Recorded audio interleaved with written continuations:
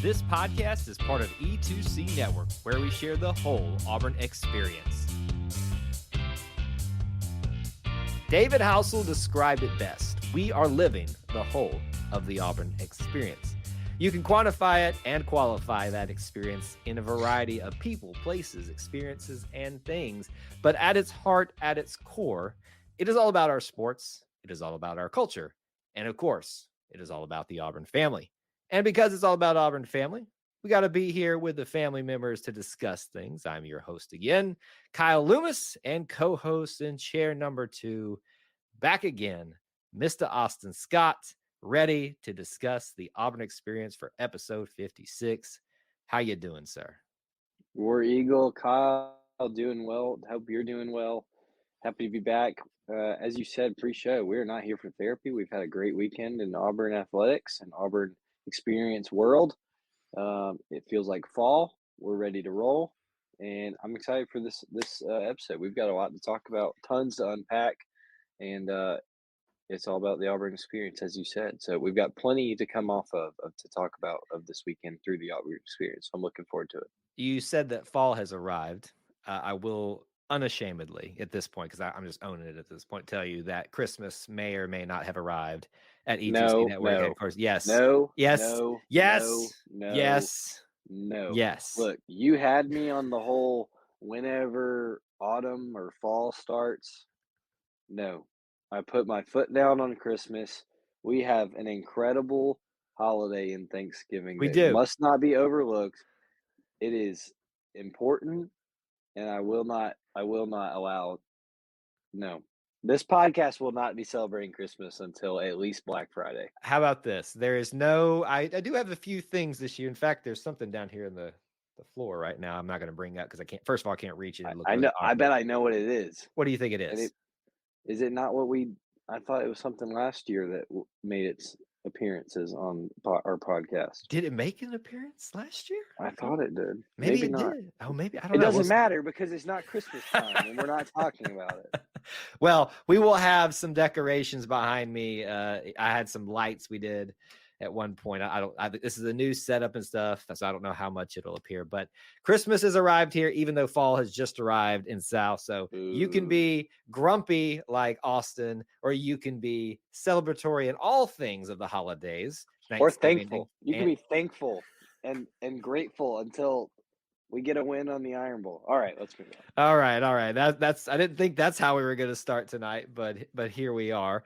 Plenty of things for us to talk about. We're going to save some of the bigger topics, but we will start with Auburn potpourri. And let's, talk about maybe some of these things we could cover in the big topics, but these are kind of minor things within that. Can we just give credit to the Auburn family for taking over Nashville? I mean, what a showing. Absolute showing. And look, if you follow some of the things that we posted at E2C Network about that during the game, you're seeing all the trolls now coming out. We everybody does that. What are you getting all excited about? Sorry, that's probably exactly how they sound. Folks, just go off to your little dog houses, your little, I don't know, whatever y'all call where y'all live, these other fans and things like that. But it was pretty cool. Houses. Yes, it was pretty cool to see.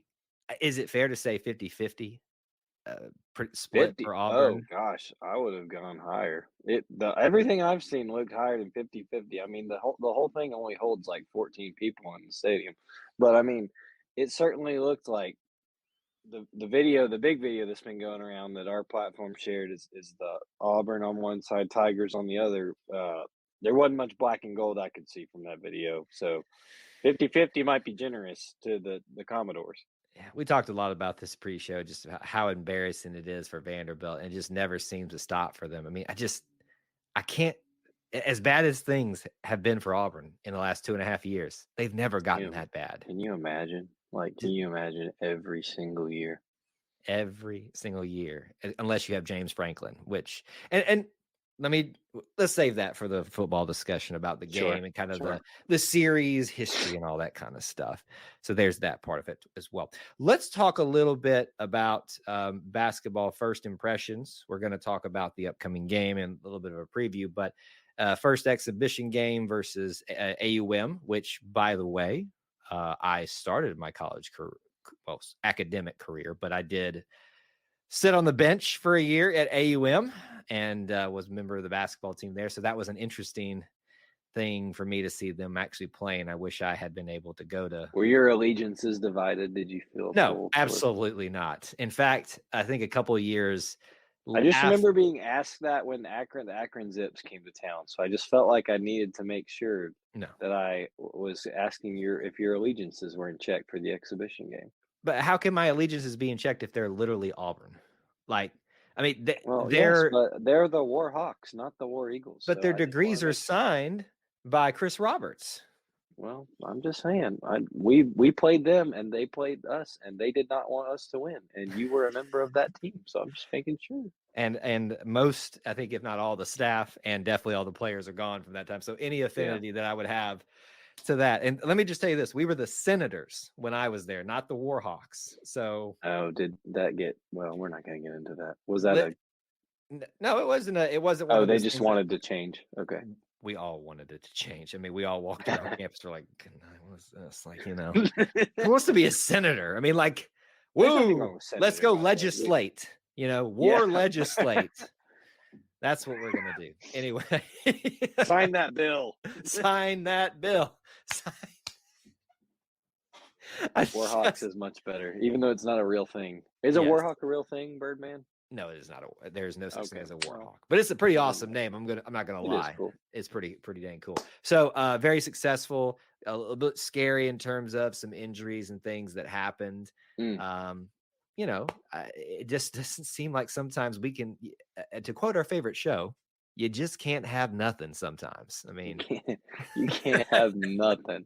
No, yeah, I mean, I'll be honest, there was not streamed anywhere, right? Like, you couldn't watch it, you could, only listen to the radio, or follow along on social media, and I'll be honest, I was not, uh, able to follow along closely, but I was kinda catching up, and when I saw, "Alright, here's the tip-off," and, like, the next couple posts were like, "And John Broom's going to the locker room." I'm like, "Oh, boy." oh I'm no, it's like, just "Here we go." why. Yeah, all seems to be, okay. Obviously, didn't get to play the rest of the game, which really stinks, but, um, Bruce Pearl said it, before the game that they were gonna work on things for them. It might not be the best way to beat AUM, but they were gonna work on things they needed to work on. Luckily, there was no issue given the talent discrepancy between the two, and Auburn did well. But some things to work on, some things I think we all kind of expected to see struggles in, but looks like we got plenty to build on. I think it's going to be a really fun and really talented team this year. That we'll go shoot through some growing pains, and hopefully we'll get all healthy here soon. But Yeah, a fun group and a good start to the season, unofficial but start. right, and plenty more to talk about that coming up here in the show. Some more basketball discussion. Maybe our last big small discussion here, but it is a big discussion, and this will, I think, not divide. Maybe it will, No, but it will create a lot of opinions about a particular topic that has become more increasing at SEC college sports in general, but SEC sports. The purchase and sale of alcohol has now officially begun at Auburn officially. University. Officially, we have seen the pictures. It has been purchased by some individuals, I'm sure, already. And you can now, it was the basketball game first. It hasn't come to Jordan Harry. Am I correct in that, Austin?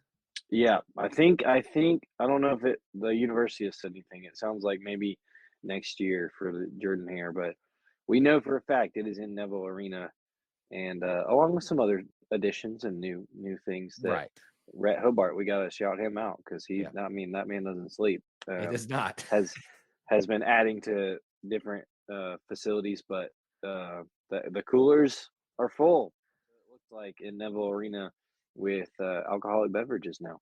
So the big topic, I guess, not controversy, but discussion about this is this the right move? Now, in terms of a business strategy, in terms of what is the demand is, it's a no-brainer, right? Like, Sure. I mean, people are going to buy that. This people sneak those beverages into football games all the time. And sometimes they're little bottles that you find on the backs of toilet seats when Yep. you try to go to the restroom. And usually when I say one, there's about 50 in there. And usually if you're down in the lower bowl, it's from all the frat brothers that think that they're being slick. Should I tell this story? No, I'll save it for another Oh, day. yeah. A story just I would get maybe a fraternity in trouble. But, how I nearly got them kicked out because anyway, that's leave it here to there. Talking about this, you know, I have my personal feelings about this. I think most people who know me well, I know I'm not one to partake of the alcohol. That's a personal choice. I don't necessarily judge anybody that chooses to do so. I have concerns about what that brings to the table in terms of being people being able to legally now purchase and have that in the stadium.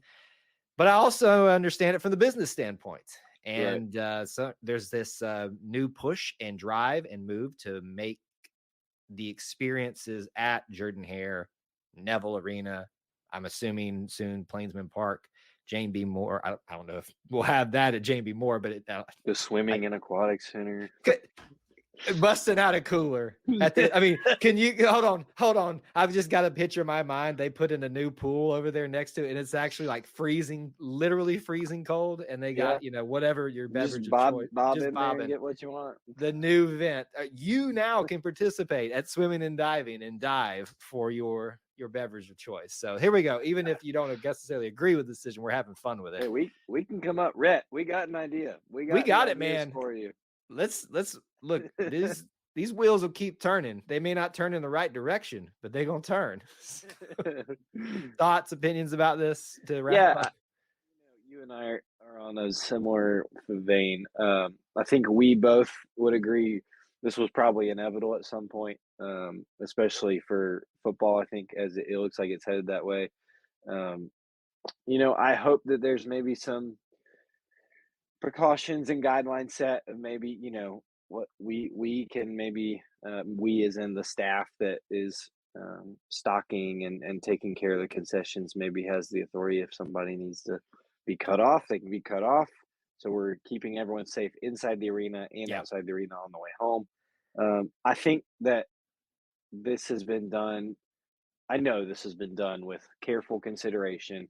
I think Auburn has been, if not the last one in the SEC, one of the last to kind of roll this out, which is not surprising at all with the leadership in place and with athletics. I think that it will be good for business. We'll have to see on how it does with the atmosphere and how things might change for better or for worse. But I think that there's an argument people and it's a legitimate one. People have been sneaking it in for years. Um, but does that really mean that we should just let it all in free willy? We'll find out. So I think we'll have to see how it goes. A Free Willy reference, fresh off the swimming and diving, bobbing for your drinks reference. Only the best here at the Auburn Experience. Only the best here at the Auburn Experience. Well, we're going to move into our big topic segment tonight. We're going to talk a little bit of post-game assessment of the football team after Vanderbilt, and of course, look ahead to the beginning of yet another wonderful basketball season under Coach Bruce Pearl. We got to win, folks. 2 in a row. We cannot take these for granted, folks. Mm-mm. These are not times where you go, yeah, you beat Vanderbilt, so what? Folks, we got 2 wins in a row after 2.5 years where basically unless you're playing your New Mexico States, your UMasses, your Sanfords, whatever. Sorry, Austin Sanfords, it's in that category, at least when compared to Auburn, but Well, it is what it is. Well, we won't get into that. We've already gone through the allegiances talk. So Auburn beat Vanderbilt.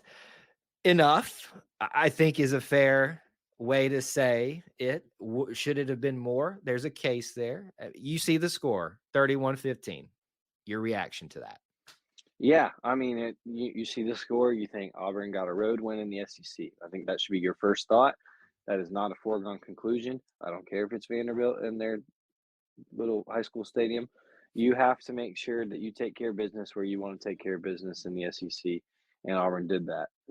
You watch the game, and you see plenty of missed opportunities for Auburn to handle that game and put it well out of hand early before halftime, and they weren't able to do. I think a good and bad part of that, and a good and bad takeaway you can take of a lot of it was Auburn self-inflicted. A lot of it is Auburn, out of their control things. Maybe they did get on the muff punt. Maybe they didn't. Maybe that penalty was worth it. Maybe it wasn't. Or maybe that penalty was legitimate. Maybe it wasn't. And then you think, well, they did drop that pass. They did drop that wide open touchdown. They did jump a little too early. All those things, yes, are not good. Things are also things Vanderbilt didn't really do to affect Auburn. So in a perfect world, those get fixed in practice. Those get fixed in the film room. Those get fixed this week before you go on the road again. Not to say that that's going to happen overnight. I think if you've followed Auburn football at all the last few years, you would realize things do not happen overnight, no matter how simple it may seem from our couches. So I think you can be pleased with a win. I think you can also be a little lacking in wishing there was something more that had happened too. But all in all, Auburn beat Vanderbilt at Vanderbilt, something that has been a struggle the last century or during this century for Auburn. But they got the job done and they did what they needed to do. And Auburn's back above 500, one win away from a bowl game. Here's what's happened over the last 2 weeks, folks. Auburn has established itself as not at the bottom of the SEC on both sides because we just played the bottom of the SEC at both sides and beat both of them. Now, look, we got to beat Arkansas to make sure that we're not going to be like tied for the bottom next week, right? Of the SEC West in the last year of it. But we have at least established that we have not fallen to that level. Vanderbilt, I'm sorry, let me just say this. Auburn has had probably arguably its most inefficient, unproductive, sad 2.5 years in quite some time. And we still couldn't do worse than Vanderbilt. Like, I mean, yep. How do you, I sometimes I don't want to be mean to Vanderbilt, but I just want to have some of like them on and just talk like, how do you do it? Like as a football fan, we can leave the other sports aside because they have success there and they have some really good success there. But outside of that, how do you do it? How do you go to a stadium where you literally don't even have end zones? And if you saw the mock-ups, it's going to look pretty good. I mean, it is going to look pretty good. I mean, it's going to, and I'm glad you brought that up because I was about to. It's going to look pretty good, and it looks like that's some nice club level seating. But that's the people I want on to talk about. I'm like, you are a big time donor to Vanderbilt football, sir. Why? I have twins. I'd love to take your money. Like, what? Tell me, sir, what possibly provoke you to continue donating to Vanderbilt football? I need to know. Is it just that it's like, well, I just love my school? Is it like, well, I don't know what else I'm going to do with this money because I have something you can do with that money? I need to know. Are they just overly generous? Are they just those wishful thinkers that think someday this is going to get turned around? Someday the doors are going to blow the doors off the rest of the college football world, and we're going to be on top. I don't know. Bless those little nerds' hearts. I equate that to people that regularly, and I mean regularly, play the lotto. Today's the day. Yeah, that's a good Today's the day. And I love that you said what provoked you to financially support Vanderbilt football in this way, not inspired you. what provoked you? Somebody, they must have, I mean, whatever Vanderbilt Commodores Unlimited up there, they got some good sales pitches, I guess. Anchor down, baby. Anchor down, throw that money into this hole, and we'll just keep on digging. I mean, okay, look, we got to stop being mean. I mean, at this point, but in fairness, Auburn's not had the opportunity to kind of dig a little bit at an SEC opponent. So unfortunately, Vanderbilt, you're the victim of that this evening. I want to talk about the drops. The drops of the receivers. I think it's gracious. I know. I think it was only 5, to be fair. Only 5? I think. And so I heard that stat. I could have. What? They just dropped another one. Oh, okay. I thought he was about to correct me on the stat line. But I think I read that today, that it was actually only 5 drops. But I guess it felt like more because they were in some very key and crucial moments. All the sometimes fair criticism of Peyton Thorne this year and all the, critiques of that. I think that's a good reminder of, hey, the problem is much bigger than the quarterback. The problem's much bigger than offensive line, as critical as I am of that. Yeah. And you think back, I forget her name. I don't know who to quote it to. We talked about this in a recent live stream too. It was a lady I want to call her a beat writer because I think she works for a bigger publication like ESPN or something like that, came to visit Auburn in spring, and she like sent out this social media message and said, fans, you might want to be worried about your wide receiver core. Like, Yeah. and we all, like, I jumped on her, like everybody jumped on her, like, you don't even know. And look, we're not trying to sit here and dog the wide receivers because they've had some great moments. It was so great to see Javaris Johnson have a game like we're used to with him because he's been battling injuries and things like that. Good to see Camden Brown, after all the hype that's been around him, show up a lot more. We know Rivaldo Fairweather he's a tight end, but still part of the receiver core. He had a couple of drops that were very crucial in that moment. It's just one of those things that's like, why are these small things still happening? And it's just frustrating because I know it's frustrating for Peyton and Robbie when he's getting in there too. I know it's frustrating for the offensive line when they set up good blocks for the quarterback. It's just like you get one thing figured out with the offense and the other thing's not clicking. It's like this little circle. Yeah. All right, we got this figured out this week. Nope, let's go around. So it's just frustrating sometimes. It is, and I think you said it best. The biggest thing it can put into perspective is that the offense, a competent offense in the SEC is not just one person's fault. You talked about it's frustrating for Peyton Thorne when he throws a perfect ball and it is going to be a touchdown in the hands and it's dropped. In the hands. But we can go back and say it's how frustrated can the receivers be when X quarterback decides to not look up and misses them wide open, Yep. or doesn't see them at all. Waving their hand. I am in the end zone. Exactly. Give me the ball. Nobody here. Which is, I'm sure it's happened. I can't point to a certain time, but I'm sure it's happened. It could have happened this weekend. I'm sure there was somebody open that was not seen this weekend. We could point to the same thing, though, with a quarterback frustrated his offensive line when he knows he's going to have a great play set up. They can't get a block. So I think you can point blame at certain points. And as we've been so critical on the quarterbacks or the offensive line when it's been so obvious, this week it was the receivers it was just painfully obvious. Yeah.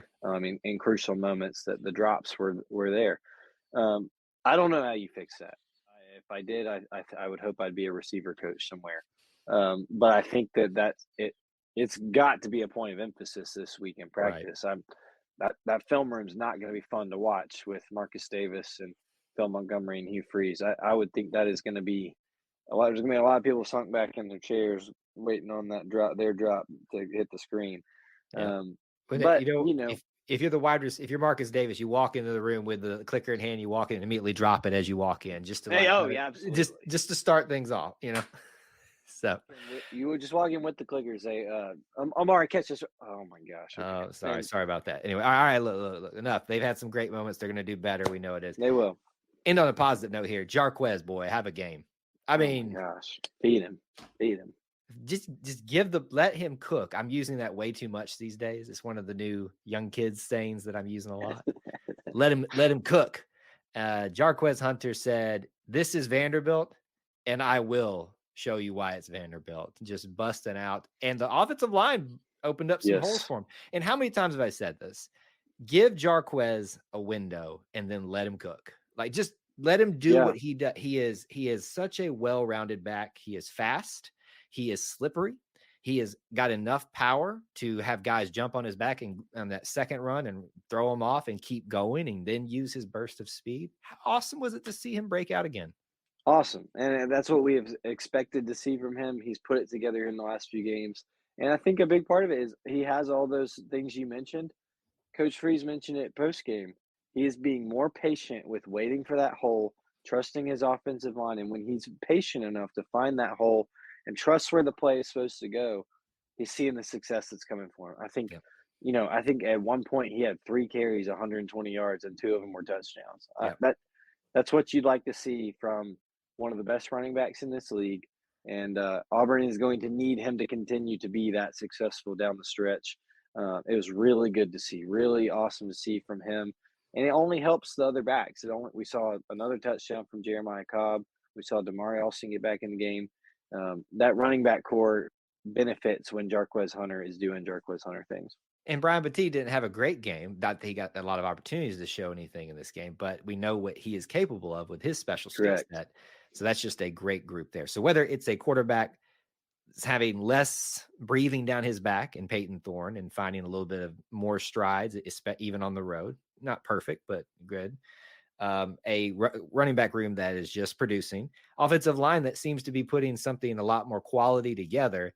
You put a wide receiver core together with a few less drops. No, not a few more, please. A few less drops. I'm not saying this is the greatest offense in the world, folks, but I'm saying this is a very serviceable offense that can make things a big problem, especially if your defense shows up, which they typically do. So if you're Arkansas, especially if you're New Mexico State at home, and if you're Alabama coming to Jordan Hare, do not take this team lightly because they are about to be bowl eligible, hopefully, if we take care of business. And they found a little bit of a stride. So all good vibes after Vanderbilt, with still plenty to work on. And I'm sure we'll talk about that next week. It's still football season. Oh, but it's here. But it's here. Basketball season has arrived, folks. Those of you that know me well, you know that this is my sport. And look, I love watching college football more than anything. But for me, the cerebral nature that I think if you are a basketball player at any level that you understand, especially if you played at higher levels of the chess match that happens, it's such a fast-paced chess match that happens in the game. You get excited when basketball season officially returns. And folks, this week, depending on when you're watching this clip or this portion of the episode listening, it may already have happened. Auburn basketball is going to South Dakota. Do what? South Dakota what? To take on the Baylor Bears. So a marquee matchup. Where are the Baylor Bears located? Texas. Yeah. And Auburn's in Alabama. Yep. But I know a few people that listen to the podcast that live up in that direction. They're very happy to have it in their vicinity. I'm sure. Now, from what I understand, I forget the name of this opening event, and you see this all over the country the first weekend of it's not a kickoff, the tip-off and Thanksgiving, tip-off events, things like that. It's a special thing. Apparently, they've been playing some great basketball up at this event, is my understanding, over the last couple of years. And I think this is Baylor's second year in a row to come back here, too. So, obviously, they loved having them there. Before we talk about the matchup and maybe just an overall preview of the season, kind of looking ahead, you okay with this? I mean, like South Dakota and Auburn basketball just doesn't seem like it fits together, but hey, here we are. I'm okay with it because it's a thing Auburn has been invited to. It's a thing where someone saw value in inviting Auburn University and Auburn Athletics to their event because it would make them money and it would put Auburn in exposure, and they knew that would help them because they know the Auburn fan base, they know the Auburn program and tradition, they know Bruce Pearl. So yeah, I'm good with it. South Dakota is a very long way away from me, and it is very interesting. I don't think I've ever heard of any sporting event that I care about happening in South Dakota until now. So I think it's cool. I'm game. I really don't know what to say about it except that it's South Dakota. For Auburn to have the opportunity to go and see South Dakota, and this team to go see, is Mount Rushmore in South Dakota? I don't know. I should know. Or North Dakota. I think it's South Dakota. That's the thing. Nobody knows because it's South Dakota and North Dakota. It's like it's up there in one of them. Just go see the four presidents on and the viewership of the Dakotas just went down on this show. If we had any. All right. Look, yeah. We've had people. That's right. If we had any, because who's up there? We don't know. We've had people in very far international places that I'm like, you watched the show? They're like, yeah, we watched the show. So anyway, we've got somebody up there. I don't know, maybe at this point. We played in Italy, we played in Europe, in preseason stuff. So who's to say we won't do it someday? They have a tip-off event in Alaska every year. Auburn has played in that before. So that might be the more obscure for that. No, that's cool. That's cool. Is it though, when you're that far up in Alaska? Alaska's cool. No. You could it's different weather, and South Dakota. I mean, there's no sun. I've never been to South Dakota, so there's sun. There's not during the winter. During the winter, certain part of in Alaska up there, up in the very top part, there's no sun. In Alaska yet? What's that? In the northern part of Alaska. In the northern part of Alaska, there's no sun. That's basically Antarctica. Or no, that's basically the North Pole. Oh wow, that's embarrassing for you. Oh, that's embarrassing for you. It's obvious I don't have a Vanderbilt education. It all comes back around. All right. This is a great matchup to start off because Baylor is one of those programs right now where you're like, yeah, you recognize the name. They've won a national championship recently with an Auburn player. Um, you know, you couldn't ask for a better matchup, even in an obscure quote unquote place, if you want to call it that. I don't think we should call it obscure. It's just a little bit odd. I think this is going to be quite a challenge. We don't know what to make of this team outside of an exhibition matchup with AUM and preseason, practices that have been open Yep. and discussions and things like that. I mean, what's your gut telling you? I mean, I think conventional wisdom would say Baylor's favored here, but what do you think? Yeah, I think you're right. Conventional wisdom says that Auburn is probably figuring a little more things out than Baylor is at this time.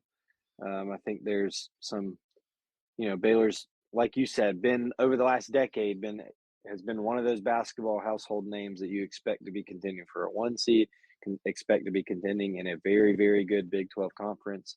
Um, Auburn's played them. I went out there for the Big 12 Challenge, what, 3 years ago ish? Three, Yeah. 4 years ago. Was it? Um, Did we beat Baylor? I know we we did lost not. the. That was 2020 because it was the Sharif Cooper year. That was it. Okay, that the timeline's starting to come back now. But yeah, But it's a good leveling or measuring stick for this Auburn team to see where they're yeah, at with a bunch of new faces to start the year. Um, Auburn staff with Bruce Pearl and all his assistants have never been one to shy away from a tough non-conference schedule. They are hitting it right off the bat here with Baylor. I'm excited to see where we measure up with this team. You know, in the, in the big scheme, does it matter too much the outcome of this game? Probably not. I feel like we see that a lot with the big teams losing early on every year. And it's just basketball so much about chemistry and figuring out who works in what situations. And early in the year, that's going to be tough to figure out. So that could bode well for Auburn. It could also, we just see that maybe there's not, the talent level hasn't quite developed to reach a team like Baylor yet. But I'm excited for it because if anything else, we're going to see where Auburn's at against a really good team. and look, you look at it this way. This can, if you win, obviously it extremely helps Auburn, but it obviously helps you figuring out where you're kind of in a pecking order at the start of the season. And everybody's still just figuring these things out too. So as you said, whatever the Right. result is, don't overreact. If Auburn beats Baylor, don't it's national championship. We're going to Final Four again. If we lose and by a comfortable margin, don't overreact there too. This is still a long way. It's a neutral site. If you do get the win, it does obviously help you in terms of resume building. I mean, already you've got that. When you look at a non-conference resume going into March Madness, you want to already have that checked. That would be a nice checkbox to have there, even not knowing what Baylor will do Right. the rest of the season. I'm cautiously optimistic about this team. And even more so than last year for some reason. And I have no idea why, because there was all the hype with that European tour. There was Mm-hmm. all the, speculation about what we could end up doing by the end of the season. There's not been a lot of that, I think, this season, but there's been a lot of, I think, cautious optimism. I mean, you think it's fair? I mean, would you I still think be more on the cautious side? Like, where are you at on this? I'm cautious, mainly just because of how many new faces there are. Like that can take some time to gel together. But when it does, I think that's something to be excited about. I think the talent on this team is undeniable. I don't think I'm not quite sure about Aiden Holloway's status, but I think and then we've already discussed Janai Broom getting hurt in the exhibition game and getting banged up a little bit. So I'm cautiously optimistic about this team as a whole once they get to figure out where they need to get. I really think by SEC play, I'm hopeful that we'll be super optimistic about where this team is at and competing in a really hard league. But the talent's there. The transfers brought in, the recruiting, high school recruiting that's happened brought in, is incredibly talented. Putting it together will be where it is. Thankfully, we've got an incredible coach who knows how to do that. So Mm. um, cautiously optimistic. I like where I'm at there too. And there's a good group of guys that have been here for a while. This is going to be their final Yep, year. If I've got all my, years right for all these guys, Dylan Cardwell, Katie Johnson, Chris your Moore. guy, your Yeah. guy. Yeah. My You're guy, missing your guy, man. Leor. No, you're missing your guy, Oh Jalen my Williams. God. Oh my, Oh my gosh, Kyle. My gosh. Jalen. I'm so sorry. Jalen. Whew. Jalen. Ooh, I, I, I'm shook right now. I forgot my I can guy. tell. Yeah, You know, you're look, a I'm guy. just I think it's just like a foregone conclusion now that I know Jalen Williams is going to do Jalen Williams things that I'd say it so much. I type it out on E2C Network so Mhm. much that it's just like I don't even have to think about it. I don't even think of I that so mean, much. I forgot this is about it. like his 6th year, so I I can't believe you forgot it. it is his 6th year. Jalen, I am so sorry. I think, unfortunately, I now will not be able to argue with people who is the biggest fan of Jalen Williams. Yes, Jalen Williams will be back, and I am super excited about that. So, plenty of new names and plenty of familiar names to celebrate this year. Am I right that we both have Baylor ties as well? We do. We do have both have That's what Baylor I thought. ties. Yeah, unfortunately, I do. Yeah, Sorry, unfortunately. brothers. Sorry, brothers. It's I your brother and my mother, I think, are I, both Baylor Bears. I may or may not have a Baylor Bear basketball shirt in my closet that my brother gave to me as a joke, and it Same. does. I think I wore it once to like get dirty in, just because I didn't care about it. But it's in the closet. It's in there. I've got a Baylor basketball T-shirt in my closet as well. And the other day, I almost put it on. It's very comfortable. I almost put it on. I was like, no. I mean, this is very fresh, very new. It's And kind of when they itchy, play you know. Alabama, one day it'll be a perfect shirt to have on that day. But So. it's like they are the enemy in 48 hours. So what time is that game, Kyle? I'm putting you on the spot. I hadn't been I'm looking very at that. sorry. I mean, no, look, I can work on the spot because I'm It's always not on like the spot. super late weird time. Like South Dakota's in 9 normal time. Oh my god. Eastern time. Oh, 9 Eastern. 9 Okay. Eastern. That's not as So bad. yeah, for me it will be. But and actually I will be in Central Time that day, I think. So it Join will be a us. little bit The best easier. time. Yeah, it is. And I trust me. Central time is the best time. Anyway, we've talked about a variety of things. We've Yeah. insulted the Dakotas. We talked about East and the time switching back, and we didn't even get into that We didn't get discussion. into daylight savings. No. We To did not. close, too, you didn't give us episode 56. Who are you giving the shout out to? Avery Young. Avery Young is the best number 56 Auburn has. I love Avery Young. Avery Young has the infamous GIF. That's Yeah, my that one. favorite. That's Oh, my favorite. Did he? Oh no, no, it wasn't. It wasn't every- this. It was this. No, It he wa- perfectly not. It Yeah. perfectly describes everyone else's reaction in that moment, and I just love that someone on the field as a member of the team felt the way I felt. Because I think it was this, and then like he just puts his Yeah. hands on his head. And it's just like I That just can't even happened. fathom. And then the other Yep. great reaction is the Georgia coaches on their faces. So Yes, exactly. all the things in that particular game. Was Avery Young kick 6 or Georgia? I don't know now. All those things kind of blur after 6. time. I think it was the Georgia game. Georgia?